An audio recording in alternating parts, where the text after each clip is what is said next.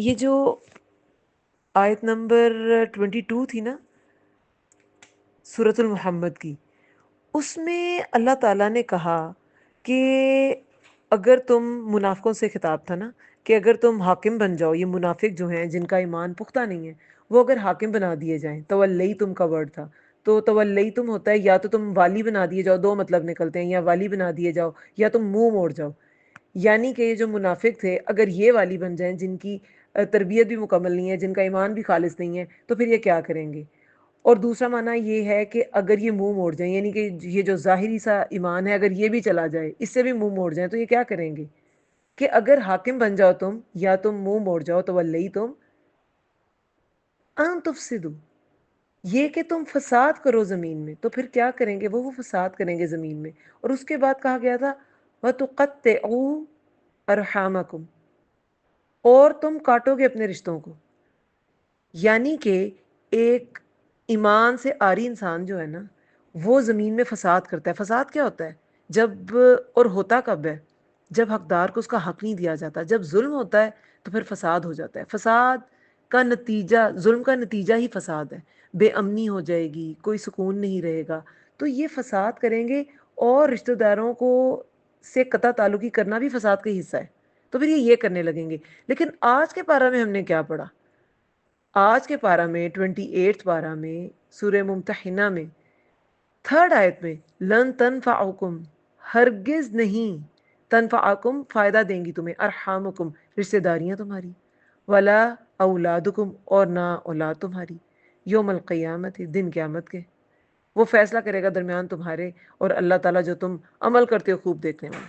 اب ایک جگہ پہ اللہ تعالیٰ نے کہا یہ جو منافق ہے نا یہ فساد کرتے ہیں اور رشتہ داریاں توڑ دیتے ہیں، اور دوسری جگہ پہ اللہ تعالیٰ نے کہا کہ یہ رشتہ داریاں تمہیں فائدہ نہیں دیں گی. تو فرق کیا ہے؟ فرق اس میں یہ ہے کہ جو آیت تھی نا سورہ محمد کی وہ منافقین کے بارے میں تھی، اور منافق جو تھے وہ اللہ کی نافرمانیوں میں رشتہ داریوں کو توڑتے تھے. لیکن یہ جو سورہ ممتحنہ کی آیت تھی نا، جو 3rd آیت ہے کہ نہ تمہاری رشتہ داریاں کام آئیں گی اور نہ اولاد، یہ کس کانٹیکسٹ میں تھی؟ یہ فتح مکہ کی جو واقعہ ہوا تھا، کیونکہ اس کی شروع کی آیت کیا ہے؟ اے ایمان والو، تم میرے دشمنوں اور اپنے دشمنوں کو دوست نہ بناؤ. وہ جو حاطب بن ابی بلتہ صحابی تھے، بدری صحابی تھے وہ، اور انہوں نے فتح مکہ کا وہ جو ایک بڑا رازداری میں پروگرام ہو رہا تھا جو رسول اللہ پلان کر رہے تھے، اس کو انہوں نے کفار کو بتانے کی، قریش مکہ کو بتانے کی کوشش کی تھی.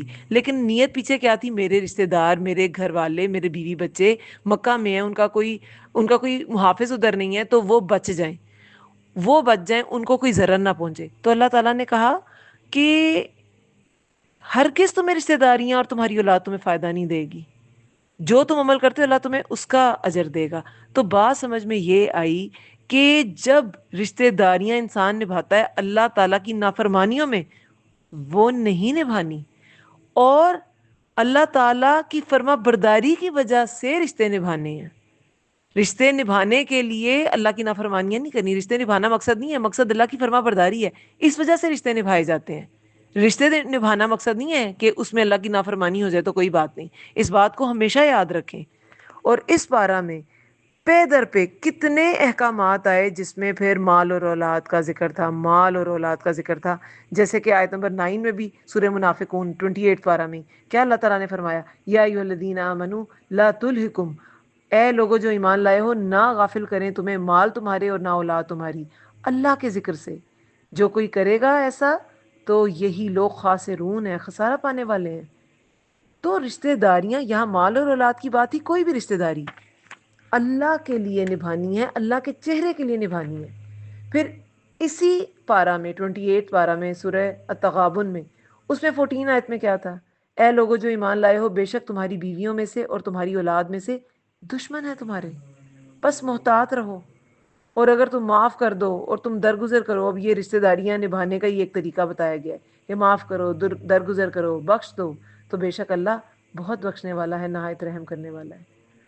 تو بات یہ ہے کہ جب آپ نے اللہ تعالیٰ کے احکامات کے مطابق اپنے ازواج، اپنی اولاد کو ڈھالا نہیں، ان کی تربیت نہیں کی، ان کو کیونکہ جو ہوتا ہے نا، وہ ہم جو دعا پڑھتے ہیں ربنا ھب لنا من ازواجنا وذرياتنا قرۃ اعین واجعلنا للمتقین اماما، انہیں متقین کا امام بنا، پڑھتے ہیں نا ہم، ہے نا؟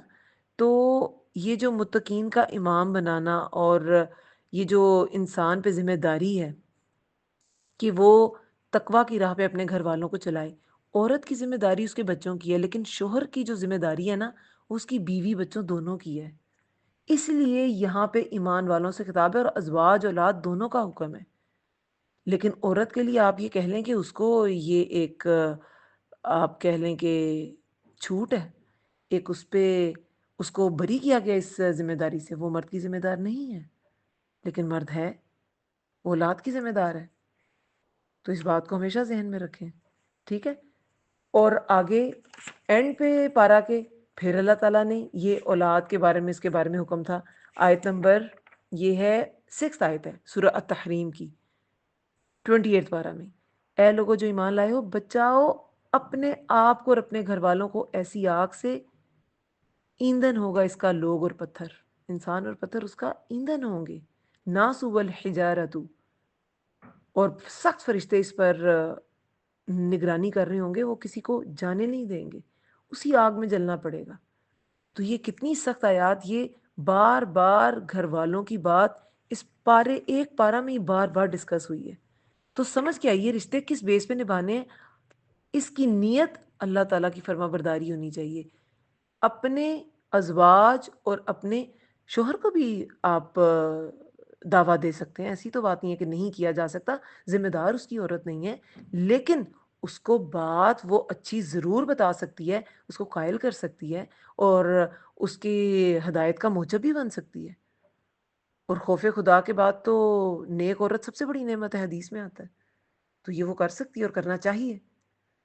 تو باقی سب کچھ تو یہ دنیا کی زینت، دیکھیں سورہ کہف میں بھی ہم کیا پڑھتے ہیں، المال والبنون زینت الحیات الدنیا والباقیات الصالحات خیر عند ربک سوا، والباقیات الصالحات خیر عند ربک ثوابا وخیر عملا، کہ یہ مال اور بیٹے تو دنیا کی زینت ہے، باقی رہنے والی تو کیا ہیں، صالحات، نیکیاں، یہ تمہارے رب کے ہاں بہتر ہے ثواب میں بھی، اور امید لگانے کے لحاظ سے بھی ان سے امیدیں لگاؤ۔ ہم امیدیں لگاتے ہیں ازواج اور بنون سے، ہے نا، مال اور بنون سے، مال سے، بیٹوں سے، شوہر بیوی سے یا بیوی شوہر سے۔ تو بس یہ بات ہمیشہ یاد رکھنی ہے، کوئی بھی رشتہ نبھانا ہے تو اسے اللہ کے چہرے کے لیے، اللہ کی رضا کے لیے نبھانا ہے۔ اور اب یہ طاق راتوں کا سلسلہ سٹارٹ ہو گیا ہوا ہے، اور آپ کو پتہ ہے کہ جو رشتہ داریوں کو کاٹتا ہے اس کی شب قدر کی عبادت بھی قبول نہیں ہوتی، اس کا معاملہ مؤخر کر دیا جاتا ہے، 4 لوگوں کی عبادت تب بھی قبول نہیں کی جاتی، ان کی دعائیں تب بھی قبول نہیں کی جاتی، ایک عادی شرابی، ایک ماں باپ کا نافرمان، اور ایک یہ قطع رحمی کرنے والا، اور چوتھا بغض رکھنے والا شاید، تو ان کی تو دعا تب بھی قبول نہیں کی جائے گی۔ تو اس کے بارے میں بہت خبردار رہیں، کیونکہ اس وقت فی الزمانہ یہ بہت ہی بڑی پرابلم بنتی جا رہی ہے کہ رشتہ داریاں جو ہے نا وہ نبھانا سب سے مشکل کام ہو گیا لوگوں کے لیے۔ لیکن اس کو یاد رکھیں کہ اس کے بہت سے نقصانات ہیں، رشتہ داریاں کاٹنے کے، قطع تعلقی کے بہت سے نقصانات ہیں۔ سب سے پہلے تو آپ کے اعمال ہی قبول نہیں ہوں گے، جیسے کہ ابھی میں نے بتایا کہ اس کا عبادت نہیں قبول ہوگی، ہے نا، حدیث میں بھی آتا ہے یقیناً بنی آدم کے اعمال ہر جمعرات کو پیش کیے جاتے ہیں، اور کسی قطع رحمی کرنے والے کے اعمال قبول نہیں کیے جاتے، اور اور بھی بہت سے نقصانات ہیں۔ اور آج کل آپ عبادت میں بہت زیادہ آپ دل لگائیں گے، لیکن اگر آپ سائڈ پہ یہ والا گناہ کر رہے ہیں تو آپ کی ساری عبادت جو ہے نا وہ وہیں رہ جائے گی، آپ کی دعائیں وہیں رہ جائیں گی، دنیاوی تنگی کا شکار انسان ہو جاتا ہے۔ حدیث میں کیا آتا ہے، جس نے قطع رحمی کی یا جھوٹی قسم اٹھائی وہ مرنے سے پہلے اس کا وبال دیکھ لے گا۔ دنیا میں یہ تنگی لے کے آتی ہے، جبکہ جو صلہ رحمی ہے وہ رزق کی کشادگی کا باعث ہے، وہ عمر میں اضافے کا باعث ہے، عمر میں برکت ہوتی ہے، رزق میں برکت ہوتی ہے۔ تو ہمیں کرنا کیا چاہیے، مت ناراضگیاں، زندگی کتنی ہے، ایک پہر، ایک گھڑی، صبح کا پہر یا شام کا پہر، ایسی ہی لگے گا نا، یہ دنیا کی زندگی تو ایسی ہی لگے گی۔ اور 3 دن سے زیادہ ناراضگی پہ تو وعید ہے اتنی بڑی۔ حدیث میں پتہ ہے کیا آتا ہے کسی مسلمان کے لیے حلال نہیں کہ اپنے مسلمان بھائی کو 3 دن سے زیادہ چھوڑے رکھے، اور اگر اس نے ایسا کیا، یعنی کہ 3 دن سے زیادہ چھوڑے رکھا اور اس حال میں وہ مر گیا، تو وہ آگ میں جائے گا، آگ میں جائے گا، یعنی کہ اس کی نجات ہی نہیں ہے۔ اور قطع رحمی کرنے والے کا اس کے لیے کیا آتا ہے کہ وہ جنت میں داخل نہیں کیا جائے گا۔ کتنی ساری احادیث ہیں۔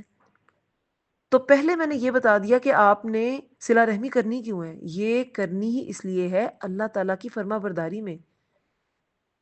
اور اس کا ہرگز یہ مطلب نہیں ہے کہ ہر کوئی بیسٹ فرینڈ ہو، بس یہ ہے کہ آپ کو ایک دوسرے کے حال احوال پتہ ہو، آپ ان کی مدد کر سکیں، آپ سلام دعا رکھیں، رشتہ داریوں کو توڑنا نہیں ہے۔ آپ کو پتہ ہے حدیث صحیح جامع صغیر کی حدیث ہے، کوئی گناہ اس لائق نہیں کہ اس کے کرنے والے کو دنیا میں جلدی سزا دی جائے اور اس کے ساتھ آخرت میں بھی اس کی سزا جمع رکھی جائے، یعنی کہ دنیا میں بھی سزا اور آخرت میں بھی سزا، سوائے قطع رحمی، خیانت اور جھوٹ کے۔ کتنا بڑا نقصان ہے قطع رحمی کا بھی اور خیانت کا بھی۔ خیانت کو بھی ہم معمولی سمجھتے ہیں، خیانت بھی ایسی ہے، کوئی ذمہ داری میں خیانت کی، آپ نے کسی کا راز لیک آؤٹ کر دیا، یا آپ نے کسی کی چیز کو یوز کر لیا۔ اور جھوٹ کو بھی کچھ نہیں سمجھتے، اور قطع رحمی، تو قطع رحمی جو ہے نا، یہ آسان چیز نہیں ہے۔ بڑی کسی نے زیادتی کر دی، بڑی کسی نے زیادتی کر دی اور بہت سخت ناراضگی ہو گئی، ایسے بھی کیسز دیکھے گئے ہیں۔ تو وہ حدیث میں آتا ہے کہ اگر 2 آدمی اسلام میں داخل ہوں اور قطع رحمی کر لیں تو ایک اسلام سے نکل جاتا ہے، حتیٰ کہ قطع رحمی ترک نہ کر دے، یعنی کہ جو ظالم ہوگا وہ نکل جائے گا۔ لیکن مسئلہ یہ ہے کہ ہر کوئی اپنے آپ کو مظلوم اور دوسرے کو ہی ظالم سمجھتا ہے، تو بہتر یہ ہے کہ معاف کر دیا جائے، معاف کر دیا جائے۔ جیسے ہم آج کل کیا دعائیں مانگ رہے ہیں، اللہم انک عفو تحب العفو فاعف عنا، یہی مانگ رہے ہیں نا، عفو کی دعا مانگتے ہیں۔ مغفرت سے آپ کو پتہ ہے اوپر کا درجہ ہے عفو کا۔ مغفرت کیا ہوتا ہے؟ غفرہ، ہے نا، اللہ تعالیٰ کی مغفرت طلب کرنا ہوتا ہے، میرے گناہوں کو یا اللہ بخش دے، اس کو ڈھانپ دے، اس کو معاف کر دے۔ لیکن وہ ہمارے نامہ اعمال میں رہتے ہیں، اللہ تعالیٰ معاف کر دیتے ہیں، لیکن عفو وہ ہوتا ہے یا اللہ ان کو صاف ہی کر دے، وہ نامہ اعمال سے مٹا دیے جاتے ہیں۔ اس لیے رسول اللہ نے اس دعا کا سب سے زیادہ مانگنے کا ذکر کیا کہ شب قدر کسی کو مل جائے تو وہ یہی دعا مانگے، اللہم انک عفو تحب العفو فاعف عنا۔